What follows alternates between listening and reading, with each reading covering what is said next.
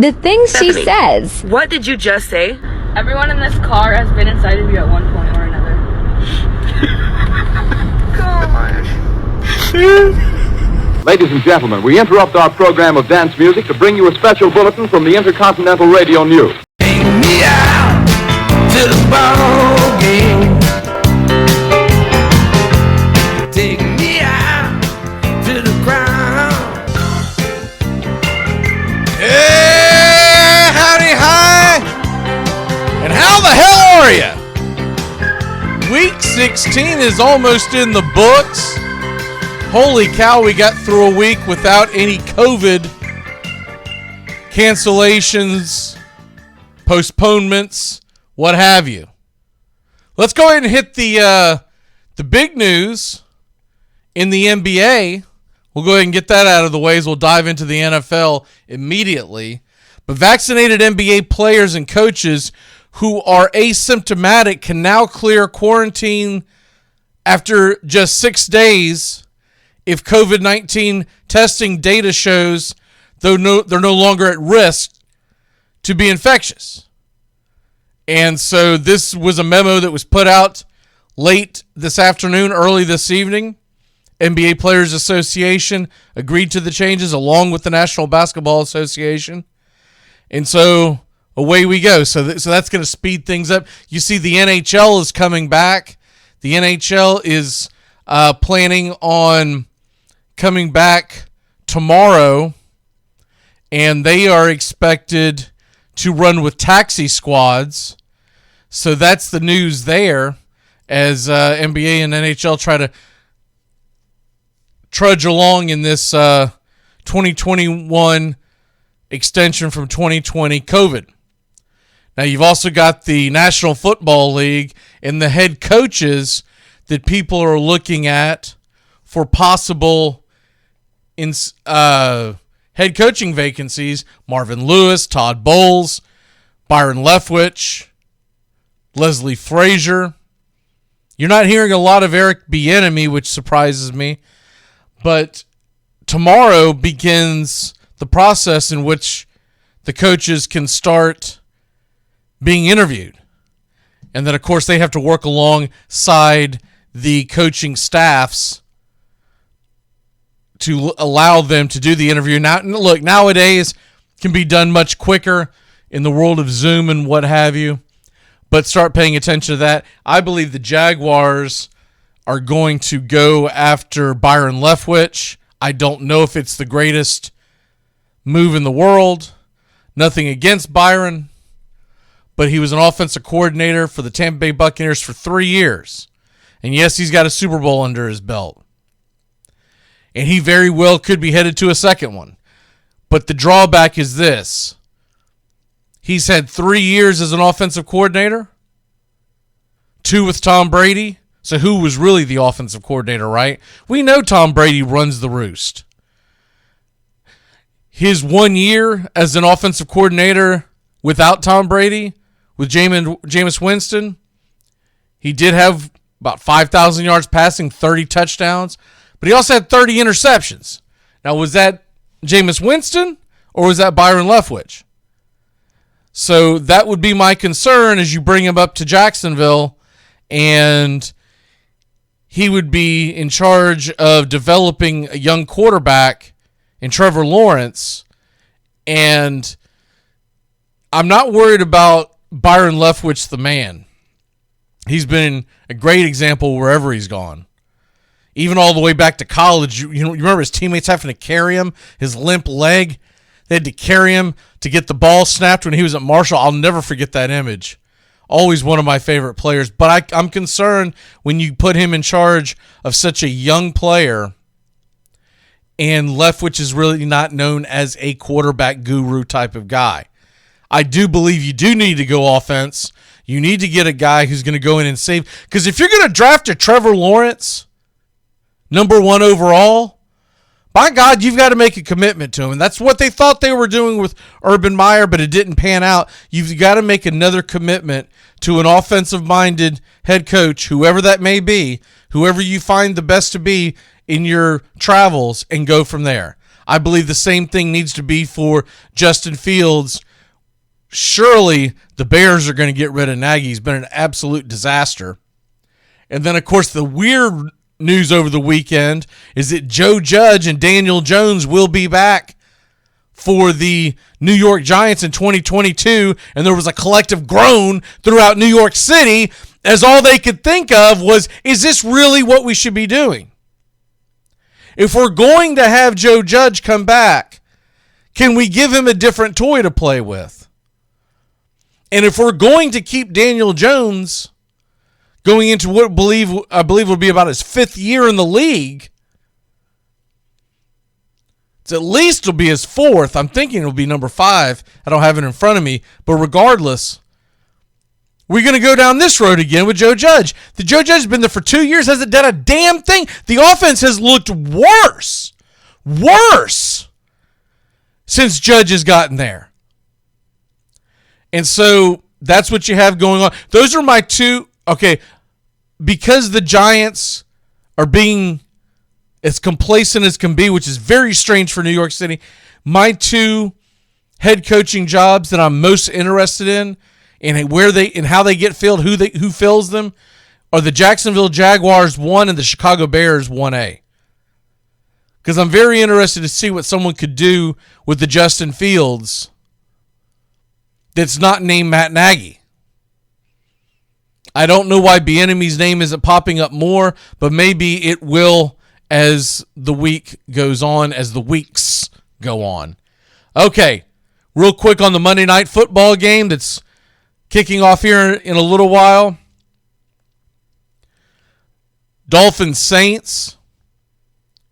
Miami's a 3-point favorite in New Orleans. You don't see that very often with the Saints or underdogs, but you've got Ian Book at quarterback who has done absolutely nothing in his NFL career, very short NFL career. He's never taken a snap. Now, he had a pretty good career at Notre Dame. And I think Ian Book could probably be a decent backup, a spot start type of quarterback. But how much work did he get in this week? Will he be prepared? Miami's got a pretty good defense. Now, I'm going to be pulling for Ian Book. I'm going to be pulling for the Saints. But that really has to do with fantasy football reasons. Got nothing to do with anything else. So we move on from that. But Miami has got to win this game. We'll get into why here in a second. Saints need to win this game. The Saints are going to try to find a way to win it. I think you're probably going to have a pretty low-scoring, boring affair. You got 2 offenses. They're going up against 2 good defenses. And Tua has played much better. But he's going to be in the dome. That place is going to be rocking. I mean, rocking. What the Saints are going to need to do with that defense, that's still pretty darn good. They need to create turnovers and make short fields for Ian Book and company and a heavy, heavy dose of Alvin Kamara. All right. Looking at the rest of the playoff pictures, implications, take a look at the scoreboard real quick from yesterday. Won't go into every score. You probably already know who won, and if not, it's a quick Google search. But let's get into what this is going to set up as we're heading into Week 17. Now, here's the strange one. There are no Thursday games. There are no Saturday games. I, for one, am a little disappointed. I'm not going to lie. I know we get a lot of college bowl games, but college bowl games, let's be honest, have turned into trash. They are nothing but guys who are coming back next year, goofing around in what is a glorified scrimmage. Guys that are going on to the next level, most of them bail. If not, it's getting canceled by COVID. And to be honest with you, I have not been excited for the bowl season. I have not been excited for the college football bowl season. I don't remember when. You'll get amped up for the playoffs. But the bowl season? Man, I bet it's at least been 5 years. Might even be longer because you see too many guys dipping out. I think it started around 2013, 2014 where guys really started dipping out and saying they weren't going to play. Last year it was the Gators against Oklahoma. This year we have a lot of COVID games, or a lot of bowls that have been ixnayed by COVID. And it's a shame, but what are you going to do? I mean, they've got these regulations. They've got the protocols in place. There's not a lot you can do. We did have a bowl game today. Western Michigan over Nevada, 52-24. That's a snore. Boston College and East Carolina were supposed to play. That probably would have actually been a pretty decent football game, but it got canceled because of COVID. Looking at what you have going ahead, you have tomorrow, there's quite a few games scheduled. Now, if they get played, is a totally different story because these things are popping up left and right. But as of right now, at noon, Houston and Auburn on ESPN. At 3:15, Air Force in Louisville on ESPN. 6:45, Mississippi State, Texas Tech on ESPN. UCLA at 8 o'clock on Fox against NC State. That should be a really good ball game. And then West Virginia, Minnesota, 10:15. It's going to be out the Guaranteed Rate Bowl. I'm assuming. Oh yeah, it's in Phoenix, Arizona. If you're up for that, you're at your alma mater. That is not a game I'm going to stay tuned in for, but that's a pretty darn good slate of bowl games. But as far as Wednesday, the SMU Virginia game was canceled. We are still supposed to get Maryland, Virginia Tech, Clemson, Iowa State, and Oregon, Oklahoma. So there's a big gap in between two of the games because of the cancellation. And then the rest of the week, you've got pretty good bowl game set up. I really hope that Tennessee-Purdue game gets played in Music City on Thursday. That game's at 3 o'clock Eastern. That should be fun. Earlier than that, North Carolina, South Carolina. How fun is that for those two schools, those two states? That'll be played in the Duke's Mayo Bowl in Carolina, and that's on ESPN. Wisconsin, Arizona State, Pittsburgh, Michigan State. So you got some good bowl action. And then, of course, on Friday, we will be doing our show on Friday. We're going to be doing it at 5 o'clock. It'll be on about halftime of the Alabama-Cincinnati game. We get it. Most of y'all are not going to be involved in it. Most of y'all are going to be watching that game, but we're going to be reacting to the game and getting you set for Georgia, Michigan, and then the NFL weekend. Let's be honest, Alabama-Cincinnati will probably be a boat race by halftime, so we'll see you at 5 o'clock Eastern here on the show. All right, let's go ahead and get into the NFL. And just Green Bay, Tampa, Dallas, they're all in. They've won their division. New England and Buffalo, they are currently tied in the AFC East. Now, here's the interesting thing here. They've split the division right now. Bills have the upper hand. They're 4-1 in the division. Patriots are 3-2. They each have one game left. That will be very, very interesting down the stretch. New England, Jacksonville, and at Miami. Buffalo, they're playing the Falcons and the Jets both at home. Edge obviously has to go to Buffalo. But I've seen stranger things happen, and Atlanta has enough pieces where if Buffalo goes in and takes them for granted this weekend, they could slip up. Look, we all know Matt Ryan has seen better days, but his team is still technically in the playoff race. If you give them an inch, they're going to give you a hard time, so they better knock them out early. I believe New England's going to absolutely pound the snot out of Jacksonville this weekend. As far as the AFC South is concerned, Tennessee leads it by 1. Their magic number is 1. They just need a win or an Indianapolis loss over the next 2 weeks. So Indianapolis has Las Vegas and at Jacksonville. The Tennessee Titans, they are playing Miami this coming Sunday, so Miami will be on a short week, and at Houston to finish it. AFC West, you've got the Chiefs, and the Chiefs looking really good. I mean, they absolutely smoked the Steelers on Sunday. The Chiefs have clinched their division, and now when you look at the Chiefs at 11-4, the Titans at 10-5, Bengals 9-6, Bengals big win against Baltimore. And then, of course, the Bills and Patriots. I'm going to put the Bills and Patriots, the AFC East winner. I think they're done as far as trying to win the bye. I really feel like it is essentially a 2 to 3 team race. If Cincinnati can get off the mat and beat Kansas City this weekend, they'll put their names in the hat. Because at that point, they'll only be one game behind Kansas City. And they would have the tiebreaker on them, right?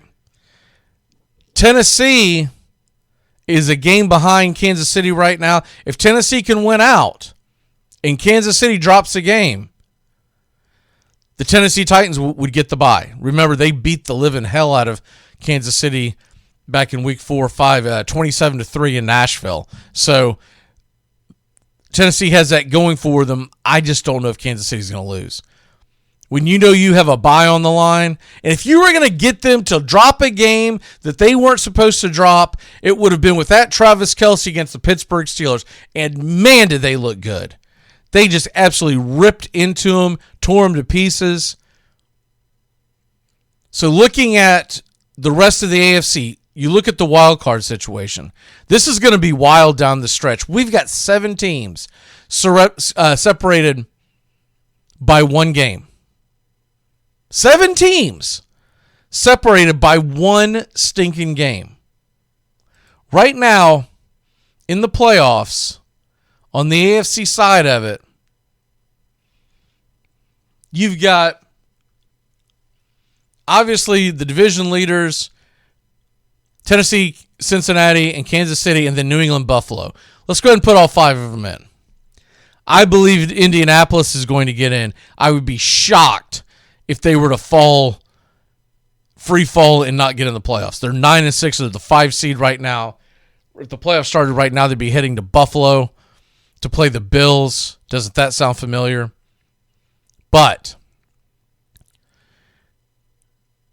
when you get past that, so you get Indy in there and you get the Buffalo New England loser in there as the wild card. You have 1 wild card left. We're talking about Baltimore at 8-7, Chargers, Vegas are all 8-7. Miami could be 8-7 at the end of the night. Pittsburgh sitting in there at that weird 7-1. Man, you know they wish they had that W against Detroit as opposed to that tie. And then Cleveland and Denver holding on by the skin of their teeth. Now, here's the interesting thing about this. They're playing each other. Most of them are playing each other. Indy's taking on the Raiders this weekend. You got the Chargers and Denver squaring off this weekend. Miami's going to go to Tennessee this weekend. Pittsburgh and Cleveland go head-to-head. Baltimore's going to play the Rams, and then they're going to finish off with Pittsburgh. This is going to be a heavy hitting next couple of weekends. The NFC, it's a little clear. It's a little clear because you've got the 3 divisions sewn up. It looks more and more like the Rams are going to win the West. So let's go ahead and assume that, and Arizona gets the wild card. They've all but guaranteed themselves that they're going to be the 5 seed. So let's say that's how it plays out. San Francisco and Philadelphia are both 8-7. Now, New Orleans, if they could get a win tonight, would be 8-7. that would mean 3 teams would be tied for the last 2 spots. And then you've got Minnesota and Atlanta at 7 and 8. Now, obviously, if the Saints lose, they drop to 7 and 8. Regardless, you're going to have 5 teams separated by 1 game, and here are the matchups. The Niners, they get the Texans at home this weekend and at the Rams. That Rams game could be big. But remember, even if the Rams are playing for something, San Francisco has owned the Rams strangely in Mike Shanahan's career. He's absolutely pulverized the Rams. Philadelphia is at Washington. They got to get that win, and then they host the Dallas Cowboys. Now, the Cowboys most likely will be playing for nothing at that point. They could be playing for a bye. I think your best scenario, if you're a Philly fan, obviously you want to get the win this weekend, but then you want Dallas to go ahead and win. Strange as that sound, you're a Cowboy fan. Lose. Excuse me, I got that backwards. Because if they lose, they fall out of the race for the number 1 seed in the NFC, and then they'll probably be playing their scrubs in Week 17. Now, the other interesting thing that you've got going on here, New Orleans is going to play Miami tonight, and then they got Carolina and at Atlanta. 3 very winnable games if they can get past tonight with no quarterback, essentially. Minnesota's got a tough road. They've got to go to Green Bay, and then they host the Bears. They always struggle with the Bears. It's a divisional game. And then Atlanta, you could pretty much put a fork in them. They've got to play at Buffalo and then the Saints. And if the Saints are still playing for something, even though it's in Atlanta, I like the Saints. At Buffalo, I'll be shocked. I'll be pulling for Atlanta, but I'll be shocked if they can pull that off. So that's kind of wrapping up Week 16, going to Week 17 in a nutshell. And we'll talk more about this on Thursday. Well, actually, there's no game on Thursday, so there's no point of doing a show on Thursday. I might do a pop-up for bowl games here later in the week, whether it's Wednesday or Thursday. We will be here Friday for our typical happy hour show. All the guys will be here. That should be a lot of fun. And we'll be talking bowls. We'll be talking NFL playoffs. The whole gang will be back. We're expecting everyone back. But as far as the NFL is concerned, this is what they want. They want excitement down the stretch. You've got so many teams. You basically have over half the AFC still alive and about a third of the NFC still alive. They'd like it a little closer, and thankfully they've got the extra wild card this year. But the longer you make these seasons, the more difficult it's going to be to have interesting playoff runs, because the very, very best teams seem to get really rolling, and by the time they hit the corner in December, they separate themselves. So this is why I was against expanding the NFL season. I don't think it was ever needed. But thankfully, we've got the expanded playoffs to keep more teams, because if it wasn't for that, we would be on Snoozeville alert come Week 17. Instead, there's a lot of folks playing for stuff. All right, we're going to go ahead and get out of here. We'll see you later in the week. Look for a pop-up show. Probably Thursday. I'll probably do it Thursday going into the bowls, and then we'll definitely see you on Friday. And, of course, we got the Sunday morning kickoff show. By the way, that's the last Sunday morning kickoff show of the year. And then I'm going to talk with the guys. I think we're going to do a NFL playoff show that'll probably pop up earlier in the weekend to kind of cover all the games. All right, we shall see you. Take me out to the ball game.